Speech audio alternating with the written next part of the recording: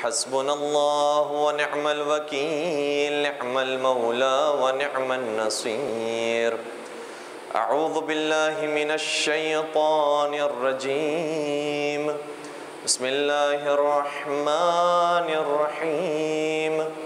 अल्हम्दुलिल्लाहि रब्बिल आलमीन। अल्हम्दुलिल्लाहिल्लज़ी अहसा कुल्ल शैइन अददा वजअल लिकुल्लि शैइन अमदा वक़द्दर कुल्ल शैइन तक़दीरा। सुम्मस्सलातु वस्सलामु अलन नबिय्यिल उम्मी अल अरबिय्यिल कुरशिय्यिल हाशिमी अल मक्किय्यिल मदनिय्यिल अबतहिय्यत तहामी अल अब्दिल मुअय्यद वर रसूलिल मुसद्दद अल मुस्तफ़ल अमजद अल महमूदिल अहमद हबीब इलाहिल आलमीन अबिल क़ासिम मुहम्मद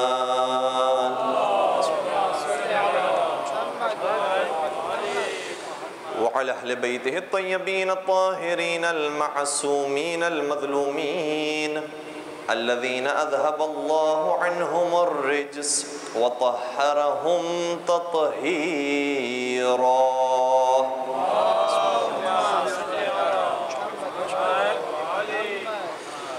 वलअनतुल्लाहि अला अअदाइहिम अजमईन।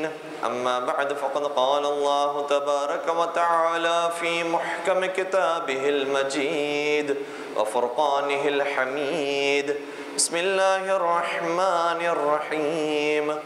इन्नल्लज़ीना इत्तक़ौ इज़ा मस्सहुम ताइफ़ुम मिनश शैतान तज़क्करू फ़इज़ा हुम मुबसिरून। दुरूद पढ़ दीजिए मोहम्मद व आले।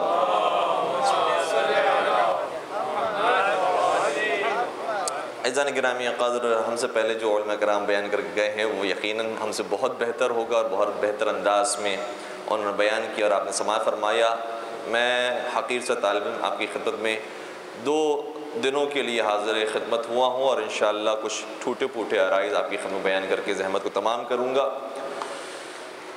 कुरान करीम की जिस आयत की तिलावत का शर्फ़ हासिल किया, इरशाद होता है कि इन्नल्लज़ीना तक़ौ इज़ा मस्सहुम ताइफ़ुम मिनश शैतान, वो लोग कि जिन्होंने खौफ खुदा इख्तियार किया है और परवरदिगार का तक़वा इख्तियार किया है।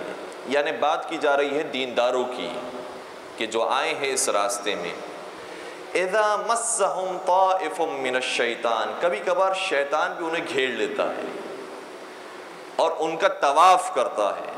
कुरान कह रहा है इज़ा मस्सहुम ताइफ़ुम मिनश शैतान, जब शैतान उनका तवाफ़ करने लगे। तज़क्करू, तो ऐसे मौके पर वो चौंक जाते हैं, बेदार हो जाते हैं, तज़क्कुर से काम लेते हैं। और अगर ये बेदारी उनकी जारी रही, चूँकि चिंगारी हर एक को लगती है और कई सारी बेशुमार मिसालें मौजूद हैं। खुदा न खास्ता मोबाइल पर कोई नौजवान कोई चीज़ देख रहा है तो अचानक से बेदारी आती है कि मैं चीज़ गलत देख रहा हूँ, या रास्ते चलते हुए हमने किसी मुस्तहिक को देखा, ज़रूरतमंद को देखा, पता चल रहा है कि इसकी हालत ऐसी है कि इसकी मदद करनी चाहिए, लेकिन हम लापरवाह होकर आगे बढ़ गए तो बेदारी आ रही होती है। ये चिंगारी जो लगती है, अगर किसी ने इस बेदारी को आगे बढ़ाया और वाक़ई बेदार हो गया, फ़इज़ा हुम मुबसिरून, तो हमारी तरफ से उसके शामिल हाल जो इनायत होगी वो ये होगी कि हम उसे बाबसीरत बना देंगे। ये बहुत अहम आयत है और हमें बहुत ज़्यादा ताकत देती है कि हमें किस तरीक़े से ज़िंदगी गुजारनी है। देखिए, माह रमज़ान के अब अय्याम ख़त्म हो रहे हैं, 2 दिन 3 दिन बाकी हैं और उसके बाद फिर वही रूटीन की लाइफ।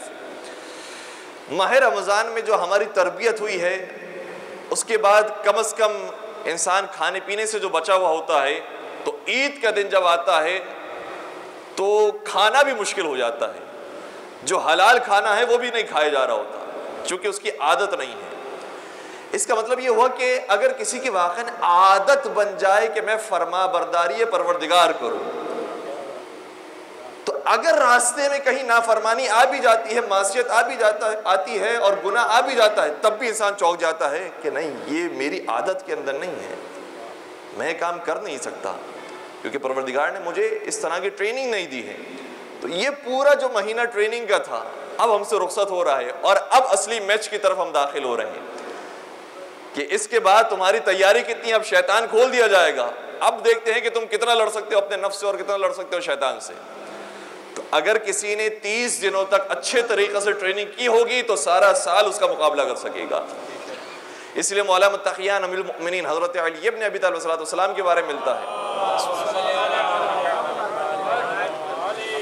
जब उनकी किसी कनीज ने उनके बारे में सवाल किया, उम्मे सईद रिवायत के अंदर उसका नाम मौजूद है, सवाल किया कि ये बताओ अली मुर्तज़ा रमज़ान में कैसे थे और रमज़ान के बाद कैसे थे? तो उस कनीज ने जवाब दिया, रमज़ान व शव्वाल सवाउन। अली मुर्तज़ा की ज़िंदगी में रमज़ान हो या शव्वाल दोनों बराबर होते थे।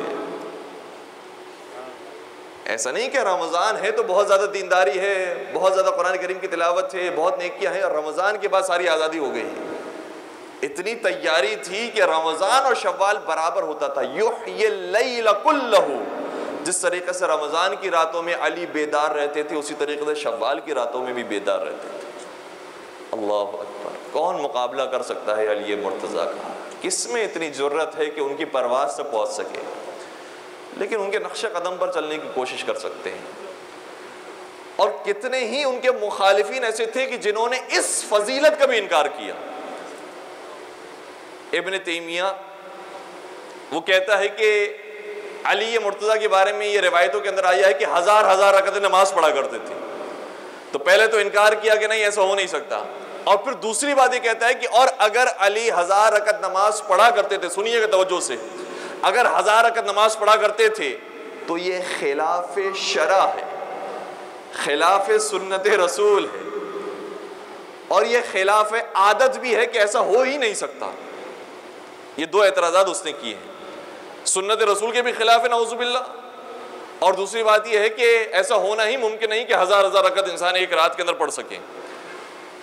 दोनों के ऊपर उसने कुछ बातें की और कही है कि पैगंबर अकरम एतदाल के साथ जिंदगी गुजारते थे, इसलिए नमाजें भी पढ़ी हैं लेकिन वाजिबात की हद तक, और उसके बाद अपने मामूली ज़िंदगी के अंदर आ जाते थे। क्या पैगंबर अकरम के बारे में उसने कुरान की वो आयत नहीं पढ़ी कि कुरान ये कहता है, या अय्युहल मुज़्ज़म्मिल क़ुमिल लैला इल्ला क़लीला, ए चादर लपेटने वाले मेरे रसूल, नमाजों के लिए खड़ा हुआ करो लेकिन कम हुआ करो। अल्लाह अकबर। इतनी नमाजें पढ़ने वाले, इतनी शबेदारियां करने वाले कि परवरदिगार को ऐसा हुआ कि ये मेरा हबीब अपने पैरों को जख्मी कर रहा है, अपने बदन को जख्मी कर रहा है हमारी खातिर। रसूल मैंने तेरे लिए छूट दी है, तू नमाजों में इतना ज्यादा बेदार ना हुआ कर। इस कदर नमाज पढ़ने वाले थे कि पैर मुतवर्रिम हो जाया करते थे। तो नबी अकरम की जिंदगी में दोनों पहलू हैं, जब जंग है तो जंग है, इसी तरीके से मौला मुत्तक़ियान जब जंग है तो भरपूर तरीके से शुजाअत के जौहर दिखाते हैं, लेकिन जब घर के अंदर मस्जिद के अंदर मौजूद हैं तो वहाँ पर उनसे बड़ा कोई इबादत गुजार और आबिद नहीं नजर आएगा। बल्कि हमारे चौथे सरकार हज़रत इमाम ज़ैनुल आबिदीन अलैहिस्सलाम की खिदमत में कोई शख्स आए और कहा कि ए मौला सईद सज्जाद, आपको नमाजों की क्या ज़रूरत है, आपके आबा और अजदाद के कदमों में जन्नत पड़ी हुई है, आप इतनी नमाजें क्यों पढ़ते हैं? उस तो मौला सईद सज्जाद रोने लगे और रोकर अपने हुजरे से वो सहीफ़ा लेकर आए जिसे सहीफ़े अली कहा जाता है, और फिर खोल कर फरमाया, देखो अली किस कदर नमाजें पढ़ा करते थे। और फिर नमाजों की तफसील बयान करने के बाद ये फरमाते हैं कि कहाँ अली की नमाज और कहाँ सज्जाद की नमाज है। तो मौला मुत्तक़ियान की वही सीरत है जो नबी अकरम की सीरत थी। और जो ये कहते हैं कि खिलाफ सुन्नत है, एक सुन्नत का मैं एक आसान सा हल उनकी खिदमत बयान कर रहा हूँ। 17 रकत नमाज तो वाजिब है, उसके बाद 34 रकत नमाज वो है कि जो नाफिला है, जिनका वक्त मुअय्यन है, जिनको शरीयत में कहा जाता है नाफिला रवातिब, वक्त के साथ ये नमाजें हैं। और ये नाफिला रवातिब के अंदर खास बात यह है कि 34 रकत की अगर कज़ा हो जाए तो अदा करना मुस्तहब भी है, वरना बहुत सारे कज़ा ऐसे हैं कि मुस्तहबात अगर कज़ा हो जाए तो उसकी अदायगी करना ज़रूरी नहीं है और अदायगी नहीं होती उसकी। लेकिन कुछ ऐसे मुस्तहबात इतने अहम हैं वो मुस्तहबात कि अगर वो छूट जाएं तो कहा गया इसकी कज़ा भी करो, जिस तरीके से वाजिब की कज़ा होती है। इस तरीके से नमाज शब की भी कज़ा है, नाफिला ज़ोहर की भी कज़ा है, नाफिला असर की भी कज़ा है। और फिर इसके अलावा जो नमाज है वो कहा गया जो बगैर वक्त के है, वो तो जब चाहे इंसान, बहुत अच्छी बात है नमाज पढ़े। नबी अकरम हज़रत मोहम्मद मुस्तफ़ा सल्लल्लाहु अलैहि वसल्लम की हदीस फरमाते कि अस्सलाह खैरु मौज़ू, नमाज बेहतरीन उन्वान, बेहतरीन मौजू है। जो जितनी इस्तिताअत रखता है कि इसको ज्यादा पढ़े, फल यस्तक्सिरहू, तो उसको ज्यादा पढ़नी चाहिए। तो अगर वक्त मौजूद है, महसूस करता है कि मेरे पास है, तो फिर नमाज जितनी ज्यादा हो उतना बेहतर है। नबी अकरम की हदीस है। और अजीब बात यह है कि वो बुग़्ज़ अहले बैत के अंदर और बुग़्ज़ मौला मुत्तक़ियान के अंदर इतने ज़्यादा डूबे हुए थे कि उन्हें ये तो लग रहा था कि ये एतदाल के रास्ते से निकल जाने वाली बात है। लेकिन जब खलीफे सिव्वम के कुरान का जिक्र किया तो उन्होंने कहा कि माशाअल्लाह खलीफे सिव्वम का क्या कहना कि वो हर रात में एक ख़त्म कुरान किया करते थे। तो हमारे एक आलिम दीन अल्लामा अमीनी ने बाकायदा इस पर तहक़ीक़ की कि कुरान करीम में, पूरे कुरान करीम में कितने कलमात, कितने अल्फाज मौजूद हैं। और उन्होंने लगभग ये अंदाज़ा लगाया कि 77,000 या 78,000 के करीब पूरे कुरान करीम में कलमात, अल्फाज मौजूद हैं। और अगर कोई शख्स 1000 रकत नमाज पढ़ता है तो वो कितने कलमात की बनती है? वो भी तकरीबन 80 के करीब वो कलमात बनते हैं। तो कहा कि वो कुरान के जो खलीफा ने पढ़ा है उसमें तो मदा सराई हो रही कि क्या कहना कि हर रात में वो कुरान करीम पढ़ के सोया करते थे। और जो सारी रात अमीरुल मोमिनीन नमाज पढ़े उस पर एतराज होता है कि खिलाफ सुन्नत रसूल है।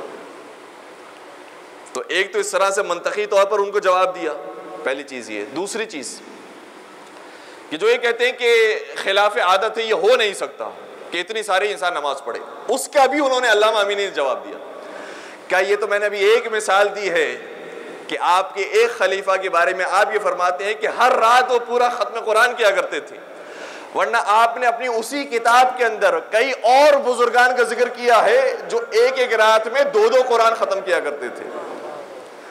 उनके 2-2 कुरान खत्म हो जाते हैं, अली की 1000 रकत नमाज नहीं हो पाती। अगर कानून के अंदर यह है कि टाइम इतना नहीं बन पाता कि एक रात के अंदर 1000 रकत नमाज हो सके, तो 2-2 कुरान पर कैसे खत्म होते? और फिर उनकी पूरी फहरिस्त लिखी। क्या ये 15 लोग वो हैं कि जिनके बारे में खुद इनका अकीदा कि ये, बास के बारे में ये है कि सुबह शाम में 1 कुरान, बास के बारे में ये है कि हर रात 1 कुरान, बास के बारे में ये कि हर रात 2 कुरान, बास के बारे में ये है कि हर रात 3 कुरान, और बास के बारे में ये है कि हर रात 4 या ज्यादा कुरान खत्म करके सोया करते थे। तो वो सारे फजाइल आपने कबूल कर लिए हैं, लेकिन जहां अली मुर्तजा के फजाइल का वक्त आया कि जिनके फजाइल लिखने से ना दरख्त लिख सकता है, ना समंदर लिख सकता है, ना इंसान लिख सकते हैं, ना जन्नात लिख सकते हैं, वो कि जिनके फजाइल को, अली मुर्तजा के फजाइल को इसलिए नबी अकरम नहीं बयान करते थे कि कहीं लोग उसी गुमान के अंदर मुब्तला ना हो जाएं कि जो हज़रत ईसा अलैहिस्सलाम के बारे में पैदा हो गया, इसलिए फजाइल को कम बयान किया गया। वरना उसी हदीस का जुमला यह है कि ए अली तेरे इतने फजाइल हैं, इतने फजाइल हैं कि अगर मैंने बयान करना शुरू कर दिया तो ये लोग तेरे कदमों की खाक को उठाकर अपने आंखों का सुरमा बनाएंगे। किसी ने क्या खूब कहा था कि बुग़्ज़े अली नसब की खराबी है शक नहीं, मासूम का ये कौल है इसमें लचक नहीं, छीनेगा कौन हमसे मोहब्बत हुसैन की, मोमिन का दिल है ये कोई बाग़े फिदक नहीं। मिलकर दुरूद पढ़ दीजिए मोहम्मद व आलम।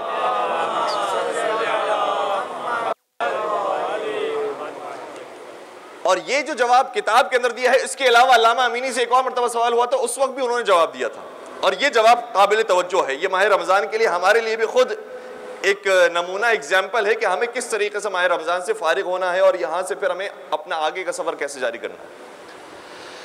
कहा कि ए अल्लामा अमीनी, आपकी किताबों में लिखा है आपका कोई इमाम ऐसा नहीं कि जो रात में 1000 रकत नमाज पढ़ता हो। मुझे इंसाफ से बताइए कि क्या आपके जो इमाम थे वो एक रकत नमाज को 1 मिनट में पढ़ा करते थे या नहीं पढ़ा करते? फर्ज करते हैं कि वो 1 मिनट की 1 रकत नमाज पढ़ते थे, तो 1000 रकतों के लिए कितने मिनट की जरूरत पड़ेगी? साथ दीजिएगा थोड़ा सा। 1000 रकतों के लिए 1000 मिनट की जरूरत पड़ेगी। 1000 मिनट के कितने घंटे बनते हैं?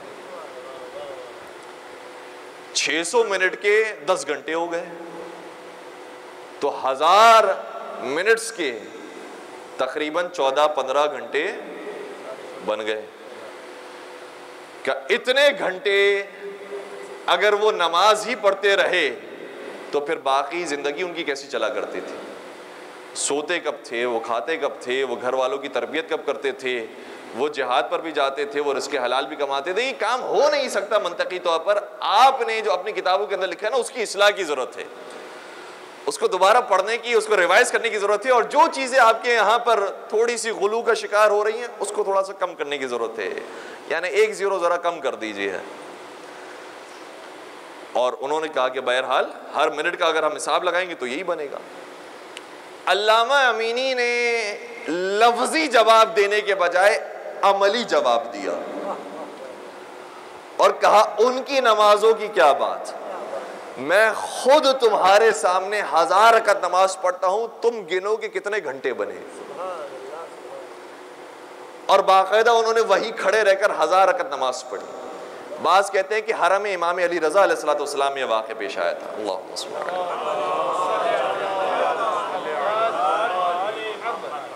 और 1000 रकत नमाज को वाक़ईन वही समझ सकता है जिसने शब कदर में 100 रकत पढ़ी हो, उसको पता चल सकता है कि 1000 किसे कहा जाता है। और 1000 रकत नमाज मुकम्मल करने के बाद उन्होंने कहा कि कितनी देर हुई? कहा अभी तो कुछ ही घंटे गुजरे हैं, 4-6 घंटे गुजरे थे। कहा कुछ ही घंटे गुजरे हैं। कहा जब मैं तुम्हारे सामने 1000 रकत नमाज पढ़ रहा हूं, जबकि मैंने कोई बहुत तेज रफ्तारी से नहीं पढ़ी है और मैं पढ़ सकता हूं, तो क्या वो अली जो एक वक्त में 40 जगहों पर दिखाई देते थे, वो अली नमाज नहीं पढ़ सकते होंगे? और ये खुद उनके इस अमल से एक नतीजा निकलता है, वो ये है कि जब इंसान परवरदिगार की बंदगी के रास्ते में आता है तो खुदा इंसान की जिंदगी में बरकत दे देता है। वही काम जो आम लोग कुछ घंटों के अंदर अंजाम दे पाते हैं, वही काम कोई वली खुदा होगा कुछ लम्हों के अंदर अंजाम दे देता है। ये बरकत नसीब होती है। और खुद अल्लामा अमीनी का बड़ा खूबसूरत जुमला ही, जो आपने 1000 रकत नमाज पढ़ ली है, कैसे पढ़ ली है? तो इंसान बशर के अंदर मुमकिन नहीं है। उन्होंने एक और सवाल कर लिया, कहा ये बताओ क्या पानी में मछली तैरने से थक जाती है? क्या मछली जब पानी में तैरने से नहीं थकती है तो फिर मैं नमाज पढ़ने से कैसे थक जाऊं? वो उसके लिए जिंदगी है, नमाज मेरे लिए जिंदगी है। अल्लाह अकबर। ऐसा इश्क रखते थे नमाज से, आसान हो जाती थी, बड़ी शीरीन महसूस होती थी। वो हमारे साथ सरकार हजरत इमाम मूसा काज़िम अलैहिस्सलाम का जुमला आपके अज़ान आलिया के अंदर मौजूद होगा कि इमाम ने शाह फरमाया कि परवरदिगार तेरा शुक्र है कि तूने मुझे ये कैद खाना नसीब किया ताकि मैं तेरी इबादत कर सकूं। इस पर शुक्र अदा करते थे। हैरानगी की बात है, लेकिन हाँ, ये काम वही कर सकता है कि जिससे लज्जत महसूस होती हो नमाजों के अंदर, और परवरदिगार की पनाह हो कि इंसान इबादतों से उठता जाए और इबादतों में थकन महसूस करे। अल्लाहुम्मा सल्ली अला मुहम्मद। मुझे अभी अभी अंदाज़ा हुआ कि ये वाली इबादत भी अल्हम्दुलिल्लाह यहाँ पर अंजाम दी जाती है। एक और मिलकर दुरूद पढ़ दीजिए, मुहम्मद व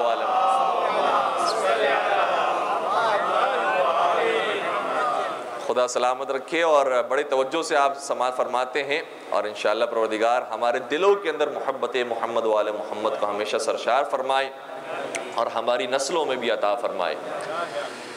तो अल्लामा अमीनी ने 1000 रकत इस तरह से नमाज पढ़ी और दिखाया, और फिर इस बात का एक सबूत कुरान करीम में मौजूद है कि ये सिर्फ ऐसे नहीं कि खिताबत के अंदर हमने एक बात कह दी कि वे मौलाए कायनात के लिए लम्हात रुक जाया करते थे और घड़ी रुक जाया करती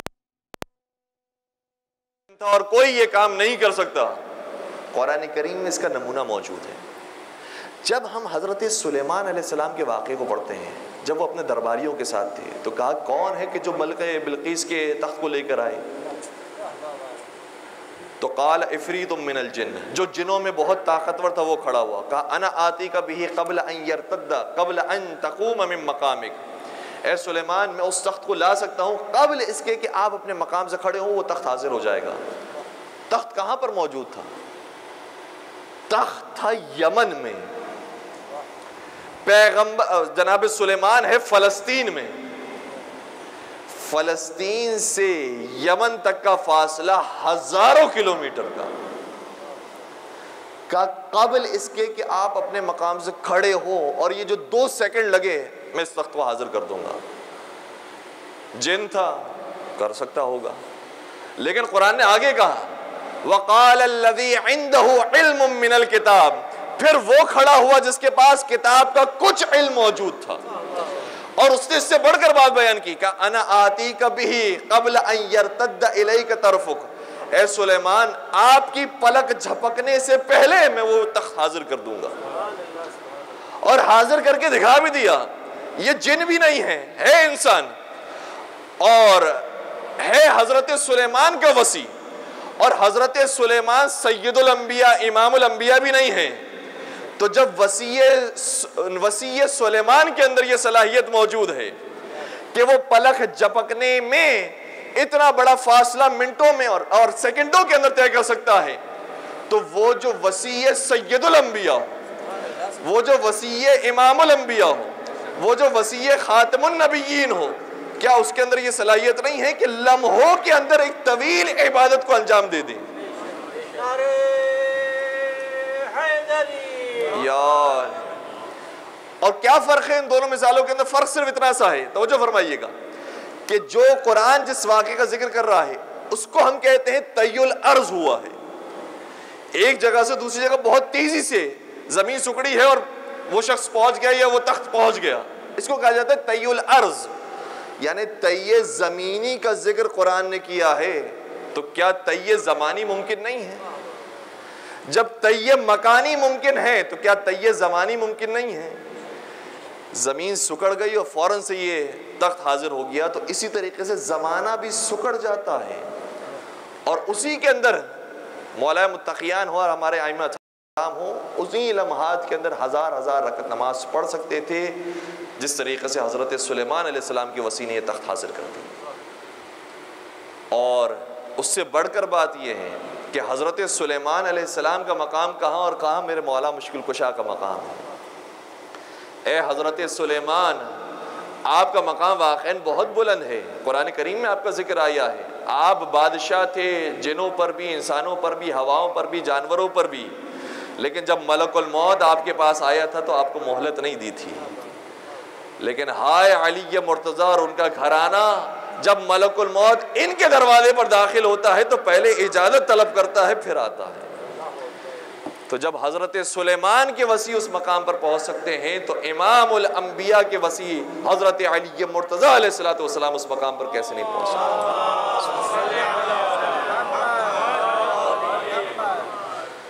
तो कुरान करीम में ये मिसाल मौजूद है। और फिर दीगर वाक़यात के अंदर भी हमें ये बात मिलती है कि इंसान की ज़िंदगी में परवरदिगार बरकत डालना चाहे तो बरकत डाल सकता है। बहुत ज़्यादा तवील सफ़र इंसान कुछ लम्हों में तय करता है, ये मुमकिन है, और यही हमें करना है, क्योंकि 60-70 बरस की ज़िंदगी से आखिरत के लिए हम तोशा नहीं लेकर जा सकते।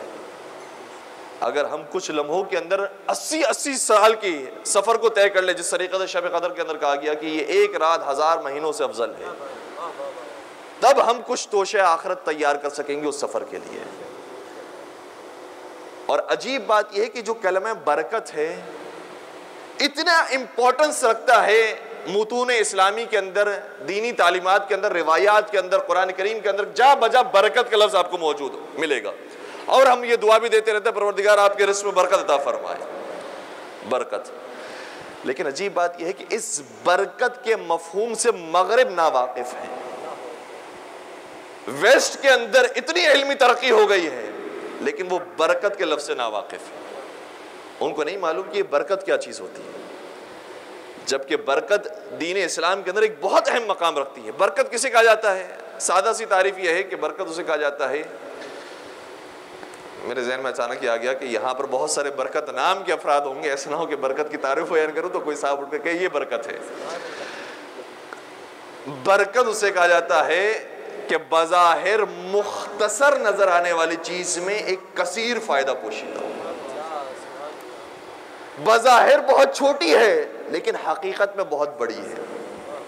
और ये लफ्ज कुरान करीम में भी आया है हजरत ईसा अलैहिस्सलाम के बारे में। मैं जल्दी बात आपकी बयान करो, मंजिल मसाजिद करीब हो जाऊं। हजरत ईसा अलैहिस्सलाम ने अपने बारे में फरमाया वजअलनी मुबारका, परवरदिगार ने मुझे बाबरकत बनाया है। तो हजरत ईसा की जिंदगी में हम देखते हैं कि बरकत क्या है। रिवायात ये कहती है कि हजरत ईसा ने तकरीबन 30-35 बरस की जिंदगी गुजारी थी, लेकिन इतनी बाबरकत जिंदगी थी, इतनी बाबरकत जिंदगी थी कि आज पूरी दुनिया में सबसे ज्यादा जिसको मानने वाले हैं वो हजरत ईसा को मानने वाले हैं। ईसाइयों की तादाद सबसे ज्यादा है। हजरत ईसा 30 बरस के लिए आए थे, 35 बरस के लिए आए थे, लेकिन कितनी ज्यादा उनके फॉलोवर्स हो गए। गरचे हजरत ईसा अलैहिस्सलाम आसमान पर उठा लिए गए हैं और जब इंशाअल्लाह वारिसे हजरत ज़हरा अलैहिस्सलाम तशरीफ लाएंगे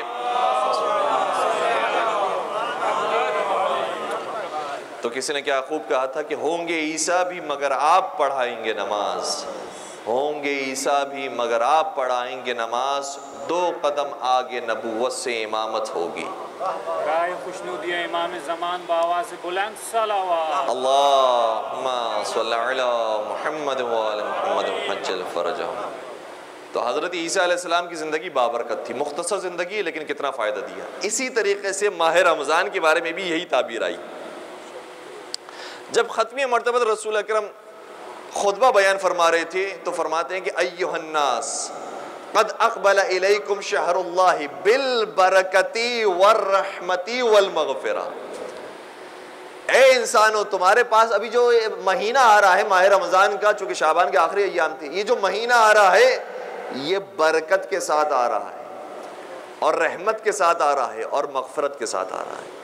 ये बरकत क्या है? बरकत यही है कि रमज़ान वही है। अगर इसे ज़ाहिरी निगाह से देखेंगे तो रमज़ान और शवाल में क्या फ़र्क है, रमज़ान और शाबान में क्या फ़र्क है, लेकिन परवरदिगार ने इस महीने में बरकत दी है। अगर आम महीनों में एक आयत कुरान करीम की तिलावत करते थे तो एक ही आयत का सवाब मिलता था, लेकिन अगर इस महीने के अंदर एक आयत की तिलावत करेंगे तो पूरे कुरान का सवाब मिलेगा। बज़ाहिर छोटी चीज लेकिन हकीकत में कितना फायदा। और अगर पूरे कुरान को आप महसूस करें 6666 आयतों का सवाब एक आयत के अंदर पोशीदा है। एक आयत की हम तिलावत करते हैं 6666 आयतों का सवाब तो वैसे ही मिलता है, और उसके बाद परवरदिगार जितना देना चाहे उसके अंदर इजाफा करते हैं। इस कदर सवाब इस रमज़ान के महीने में रखा गया। तो कहा यह बरकत का महीना है, बरकत। तो हजरत ईसा अलैहिस्सलाम की जिंदगी में बरकत, माह रमज़ान के अंदर बरकत। हमें ये कहा गया कि अपने माल में बरकत की दुआ करो। इसका मतलब क्या है कि माल तुम्हारे पास मुख्तसर हो लेकिन उसका फायदा कसीर हो। बहुत सौ के पास बहुत सा माल है, और अभी आजकल तो बिल गेट्स के वाइफ के बाद कुछ और पोस्टें भी चलना शुरू हो गई कि माल होना कुछ कमाल की बात नहीं है, माल के पास सुकून का होना कमाल की बात है। तो कुछ अफराद के पास माल कम होता है लेकिन उसके अंदर बरकत होती है, उसका फायदा बहुत होता है। जैसे हजरत खदीजा ताहिरा सलाम अलैहा के माल का क्या कहना है, अल्लाह। और इसी तरीके से कुछ की जान ऐसी होती है जो बाबरकत होती है। बज़ाहिर बहुत छोटी जान है लेकिन खुदा ने उसके अंदर बड़ा फायदा पोशीदा रखा हुआ है। तमाम शहदाए करबला उस मकाम पर फाइज है। सबकी एक ही जान थी, लेकिन मुझे बताइए हर साल अगर जिसका जिक्र होता है तो वो शहदाए करबला अलैहिस्सलाम। वरना कितने लोग ऐसे जो शहीद हुए हैं उनका जिक्र होता है लेकिन कुछ सालों तक, अगर बहुत हो गया तो कुछ सदी तक, वरना लोग भूल जाते हैं। वाह शहदाए करबला वो है, ता क़यामत उनका जिक्र होता रहेगा। ये जो बरकत है ये हमें ज़िंदगी में हासिल करनी है। परवरदिगार, मैं ये जो सफ़र कर रहा हूँ मेरे लिए सफ़र बहुत मुश्किल है, आखिरत का सफ़र बड़ा तूलानी है, मुझे अपनी ज़िंदगी में बरकत दे दे ताकि मैं इस मुख्तसर से ज़िंदगी में एक तवील सफ़र करने के काबिल हो जाऊँ। हज़रत मूसा कलीमुल्लाह, मैं सिर्फ आज एक नुक्ते को बयान कर रहा हूँ, इंशाअल्लाह बाकी गुफ्तगू कल की मजलिस के अंदर होगी। कैसे हम अपनी ज़िंदगी में बरकत लेकर आए, उसमें से एक बात आज की गुफ्तगू के अंदर आ रही है। हज़रत मूसा कलीमुल्लाह से परवरदिगार आलम ने मुखातब होकर फरमाया, ए मूसा, तुम जानना चाहते हो तुम्हारे ज़माने का बदतरीन इंसान कौन है? कहा, ए परवरदिगार, अगर तू दिखाना चाहे तो मैं देख लेता हूँ। खुदा की तरफ से आवाज़ है, ए मूसा, अपने घर से बाहर निकलोगे, जब सुबह के वक्त तुम अपने घर से बाहर निकलोगे तो जिस पर सबसे पहली निगाह पड़ेगी वही मेरी निगाह में सबसे बुरा इंसान है। हज़रत मूसा अगले दिन सुबह के वक्त बाहर निकले, देखा कि एक शख्स मौजूद है, अपने बच्चे के साथ सफ़र पर जा रहा है। समझ गए कि ये बुरा इंसान है, परवरदिगार के नज़दीक ये मबगूज़ तरीन इंसान है। जब शाम का वक्त आया तो वो लौट कर वापस आ रहा था। हज़रत मूसा की निगाह फिर उस शख्स पर पड़ी, समझ गए कि ये वही बुरा इंसान है। जैसे ये ख्याल आया, खुदा की तरफ से आवाज़ आई, ए मूसा, खबरदार ये ना समझना कि ये बुरा है, अब ये बहुत नेक हो चुका है। कितने घंटे गुजरे हैं, इसने इतने मुख्तसर से वक्त के अंदर इतना तूलानी सफर कैसे तय कर लिया? हज़रत मूसा ताज्जुब करते, परवरदिगार, तूने ही तो कहा था कि ये सबसे बुरा इंसान है, बदतरीन इंसान है, और अभी तू कह रहा है ये बहुत नेक हो गया है, बहुत शरीफ हो गया है, बड़ा नेक आदमी है, ये कैसे हो सकता है? कहा, मूसा, ठीक है वो सुबह बुरा इंसान था, लेकिन उसने कुछ ऐसे काम किए जिसके बाद वो मेरी निगाह में नेक हो गया। वो कौन से काम? जब ये सफ़र पर निकला तो अपने बच्चे के साथ था। चलते चलते इसके बच्चे ने बाप से सवाल किया कि बाबा ये बताइए, दुनिया में सबसे बड़ी चीज़ कौन सी है? तो बाप ने पहाड़ों को देखा, कहा कि बेटा, ये जो पहाड़ देख रहे हो ना, ये दुनिया में सबसे बड़े हैं। कुछ कदम और आगे बढ़ा, बेटे ने फिर बाप से सवाल किया, बाबा ये बताइए, क्या पहाड़ों से भी कोई बड़ी चीज़ है? बाप ने कहा कि हाँ, ये जो तुम आसमान देख रहे हो ना, ये आसमान इन पहाड़ों से भी ज़्यादा बड़े हैं। कुछ कदम बच्चा और आगे बढ़ा, और आगे बढ़कर अब सवाल किया, कहा, बाबा ये बताइए, क्या आसमान से भी कोई बड़ी चीज़ है? और रोते रोते कहता है कि हाँ बेटा, तेरे बाप के गुनाह वो हैं जो इस आसमान से ज्यादा अजीम है, वो इस आसमान से भी ज्यादा बड़े हैं। अगर गुनाहों का अंबार लगाया जाए तो आसमानों तक पहुंच जाए। इतने मेरे गुनाह है, इतने मेरे गुनाह है, मैं बहुत फासिक। बच्चे ने एक और सवाल किया, कहा ये बताइए, क्या आपके गुनाहों से भी कोई बड़ी जात है? हाय हाय हाय, अब बेतहाशा आंखों से आंसू जारी हुए। कहा बेटा हाँ, एक चीज ऐसी है जो मेरे गुनाहों से भी बड़ी है, और वो उस मालिक की रहमत है। खुदा की रहमत मेरे गुनाहों से ज्यादा अजीम है। ऐ मूसा, तुझे मालूम इसने क्या कहा है? इसने सफर में कहा था कि इसके गुनाह बहुत है, लेकिन मेरी रहमत उससे ज्यादा बड़ी है। जैसे ही इसे ये जुमले कहे ना, मैंने इसके सारे गुनाह माफ कर दिए। और ये जो इतना बुरा आदमी था, अब ये उतना ही नेक आदमी हो गया है। ये कुछ लम्हों का सफ़र कैसे तय होता है, उसका असल बुनियादी नुक्ता क्या है, जो हमने सन्नाम कलाम में आयत पेश की थी, जब शैतान इंसान के गिर्द चक्कर लगा रहा हो, तज़क्करू, उस वक्त बेदार हो जाए इंसान। और अगर उस वक्त बेदार हो गया, फ़इज़ा हुम मुबसिरून, तो हम उसे बाबसीरत बना देते हैं। अल्लाह अकबर, कितना तेज़ी से इसने सफ़र किया। क्या मूसा, तुझे मालूम है, इसने कहा है कि इसके गुनाह पहाड़ों से ज़्यादा बड़े हैं, इसके गुनाह आसमानों से ज़्यादा बड़े हैं, लेकिन इसने ये भी कहा है कि मेरी रहमत इसके गुनाहों से ज़्यादा बड़ी है। बस परवरदिगार, हम उसी रहमत को, उसी बरकत को मांगने के लिए आए हैं। और तूने ही तो बताया है ना कि बरकत का मतलब क्या होता है, जो बज़ाहिर बहुत छोटा हो लेकिन हकीकत में बहुत बड़ा हो। किसी ने क्या खूब कहा था कि बड़े बड़ों से बड़ा है हुसैन का असगर। बड़े बड़ों से बड़ा है, हाय हाय, बड़े बड़ों से बड़ा है हुसैन का असगर। हुसैनियत की बका है हुसैन का असगर। हाय हाय, हुसैनियत की बका है हुसैन का असगर। बस अजीजों, ये 6 महीने के लिए असगर की ज़िंदगी 6 महीने की बज़ाहिर लगती है, लेकिन हकीकत में सदियों पर मुहीत हो गई। किस हौसले से बाप ने कुर्बानी दी और किस हौसले से माँ ने अपने बच्चे को रुखसत किया। रिवायत का एक जुमला मैं आपकी खिदमत में हदिया करूँ। रिवायत ये कहती है कि मेरे मौला ने फरमाया था, नाविलनी या ज़ैनब,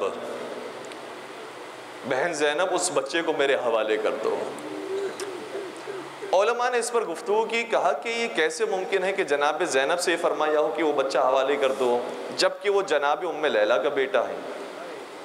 मुख्तलिफ इसकी वजूहात लिखी का शायद एक वजह यह है कि ये बच्चा इतना प्यासा हो गया है, इतना भूखा हो गया कि अब माँ से संभलता नहीं है। कभी माँ की आगोश में है, कभी अपनी बहन की आगोश में है और कभी अपनी फूफी की आगोश में। तो जिस वक्त मेरे मौला ने मांगा था उस वक्त शहजादी ज़ैनब कुबरा के हाथों में थी। का दूसरी भी एक वजह है, का दूसरी वजह यह है कि माँ ज़ैनब ये सिर्फ ओन मोहम्मद की माँ का नाम नहीं है, ये उस माँ का नाम है जिसने हुसैन के सारे बच्चों को भी पाला। अजरुकुम अल्लाह। इसलिए कहा कि बहन ज़ैनब अपने उस बच्चे को मेरे हवाले कर दो। एक और वजह भी बयान की गई, सुनेंगे वो वजह क्या है। का मौला ये नहीं चाहते थे कि जो सगी माँ है उससे उसका लाल इस तरह से जुदा किया जाए, इसलिए कहा बहन ज़ैनब तुम इस बच्चे को मेरे हवाले कर दो। जो भी वजह हो, माओ ने अपना लख्त जिगर मौला हुसैन के सुपुर्द किया और इसी आज से किया होगा कि अब हुसैन के असगर चले हैं तो यकीनन सैराब होकर आएंगे। कोई 6 महीने के बच्चे पर भी जुल्म करता है, इसी उम्मीद के साथ बच्चे को सुपुर्द किया होगा। सही है, हकीकत हाल से यकीनन वाकिफ होंगी, लेकिन जाहिर कज़िया यही है। और मौला हुसैन मैदान की तरफ रवाना हुए हैं। सवाल किया, अगर तुम मुझे पानी नहीं दे सकते हो, इस 6 महीने से बच्चे का क्या कसूर है कि जो तुम्हारे सामने चल कर भी नहीं आ सकता, ये न तलवार उठा सकता है, न तीर उठा सकता है, न नेज़ा उठा सकता है। इसकी माँ का दूध खुश्क हो गया है, ये 3 दिन का भूखा प्यासा है, इसे खुदा कर पानी पिला दो। मगर जब कोई आगे न बढ़ा, उमर साहब ने हुक्म दिया, इक़ता कलाम अल हुसैन, हुसैन के कलाम को कता कर दे। अगर क्या कलाम को कता करने के लिए तीर चलाया जाता है, अल्लाह अकबर, तीर हुरमला चला। रिवायत कहती है, फज़ो में हत्तिफ़्लु मिनल उज़्न इलल उज़्न, बच्चा एक कान से दूसरे कान तक ज़िबा। अल्लाह अकबर, अल्लाह अकबर। बस एक जुमला सुनते जाइए और फिर मैं इल्तिमा से दुआ करूंगा। मुझे ये बताइए कि बाप इस मैयत को लेकर कहाँ जाए, मुझे ये बताइए बाप इस चश्माहे को लेकर कहाँ जाए, कैसे खेमे में आए, कैसे माँ को दिखाए। बस 7 मरतबा कदम आगे बढ़ा है, 7 मरतबा पीछे हटे, और जब आगे बढ़े हैं, एक मरतबा माँ मेरा बाप आई, दूसरी तरफ से शहजादी सकीना आई। मैंने ये रिवायत देखी है, फिर आपकी खिदमत बयान कर रहा हूँ। शहजादी सकीना ने आगे बढ़कर कहा, बाबा जान मुझे मालूम था आपको असगर ज्यादा प्यारे, लिहाजा उन्हें पानी पिलाना है। मेरा भैया खामोश हो गया, लेकिन माँ देख रही थी, बच्चा पानी से खामोश नहीं हुआ, तीर से खामोश हुआ है। इसलिए एक मर्तबा मरसिया पढ़ा, और कैसा अजीब मरसिया पढ़ा कि इमाम के ऊपर भी कोई कदगन ना आ जाए, इमाम के ऊपर भी कोई इल्जाम ना आ जाए, लेकिन अपने बच्चे का मरसिया भी पढ़ना है। क्या जुमला अदा किया, फरमाया अमिस्लु का युनहर, मौला आपका कसूर नहीं है, इस उम्र के तो जानवर भी ज़िबा नहीं होते।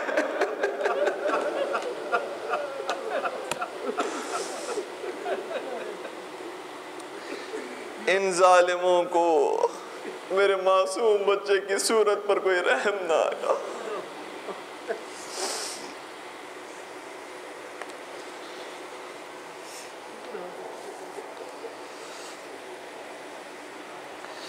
अला वलअनतुल्लाहि अलल कौमिज़्ज़ालिमीन वसयअलमुल्लज़ीना ज़लमू अय्यमुनक़लबि यनक़लिबून। पालने वाले हमारे इस क़ली से इबादत को अपनी बारगाह में कबूल फरमा।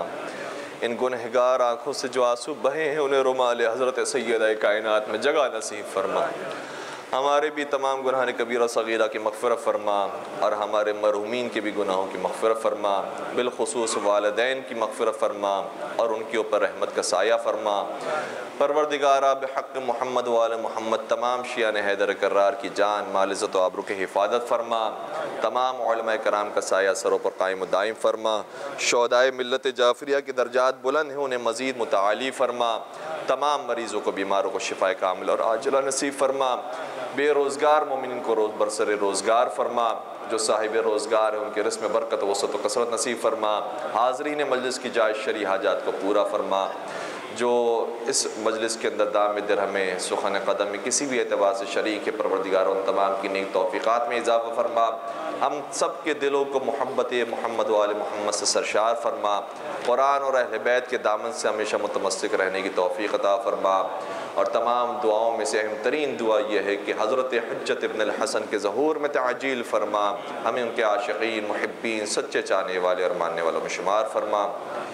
एक सूरह फातिहा की दरख्वास्त है मरहूम प्यार अली इब्न नज़र अली हाजी, मरहूम नज़र अली हाजी, मरहूमा सकीना बाई नज़र अली हाजी, मरहूम अनवर नज़र अली हाजी, मरहूमा फ़िज़ा नज़र अली हाजी, मरहूमा गुलजार नज़र अली हाजी, मरहूम मुश्ताक हुसैन जाफ़र उनके ख़ानदान के तमाम मरहूमीन, हाजी बशीर और उनके ख़ानदान के तमाम मरहूमीन, मरहूम हबीब इब्राहिम हाजी और उनके ख़ानदान के तमाम मरहूमीन, मरहूम अमीर अली पटेल, पटेल ख़ानदान के तमाम मरहूमीन, चांदू ख़ानदान के तमाम मरहूमीन, मरहूम फ़िदा हुसैन दातार दीना ख़ानदान के तमाम मरहूमीन, हाज़रीन के तमाम मरहूमीन व मरहूमात, कुल मोमिन व मोमिनात के लिए रहमल्लाहु मन क़रा अल-फ़ातिहा।